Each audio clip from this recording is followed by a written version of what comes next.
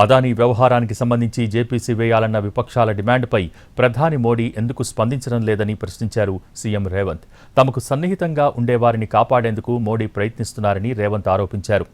4 రోజుల ముందుగానే సభను వాయిదా వేశారని గుర్తు చేశారు.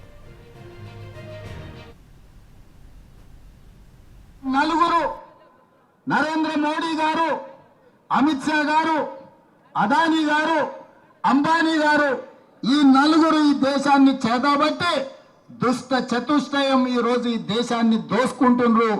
దోపిడీలో భాగంగానే సెబీ చైర్పర్సన్ గారు పాల్పడ్డ తప్పిదాల మీద విచారణ చేయండి, తక్షణమే ఆవిడను తొలగించండి, ఆవిడైనా రాజీనామా చేయాలి సెబీ చైర్పర్సన్ గా, లేకపోతే కేంద్ర ప్రభుత్వమే ఆవిడను తొలగించాలి అని మన నాయకుడు రాహుల్ గాంధీ గారు, మల్లికార్జున్ ఖర్గే గారు డిమాండ్ చేశారు.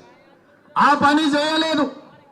ఆ పని చేయనప్పుడు జరిగిన అవకతవకల మీద లోక్సభ, రాజ్యసభలో జాయింట్ పార్లమెంటరీ కమిటీని వేయండి అని కాంగ్రెస్ పార్టీతో పాటు ఇండియా కూటమి డిమాండ్ చేసింది.